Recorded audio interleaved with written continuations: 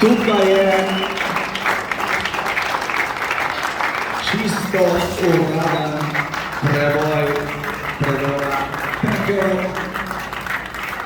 Stopničke so narejene, pot je narejena, potra predora gospa Liljana Herga je pripravljena in čakamo samo še tiste najbolj vestne, ki so poskrbeli za to, da je predor tudi dejansko zgrajen. En aplavz za zaposlene, za tiste delavce, ki so torej praktično 2 leti neumorno 24 ur na dan delali v tem predoru. Dobrodošli v Peklu. Na začetku tiste rdeče luči so, bom rekla, dale res nek tak čuden občutek, ampak ne glede na ime, imamo danes velik razlog za zadovoljstvo in velik razlog za veselje.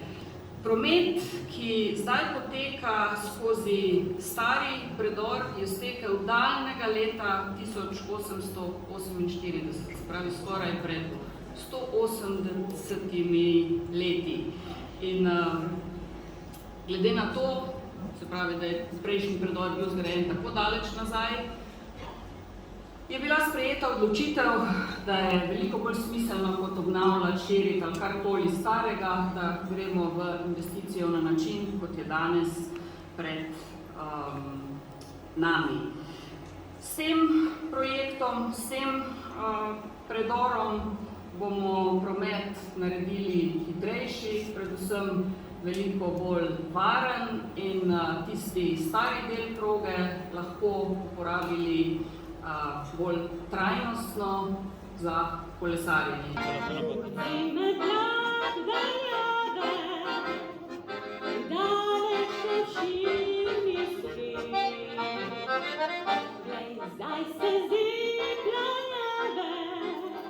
Veseli smo, da smo izkop predora vse do današnjega veselega dogodka pripeljali varno.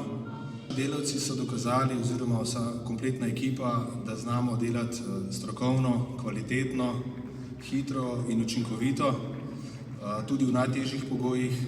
To je bilo ravno na tej strani, kjer se danes nahajamo.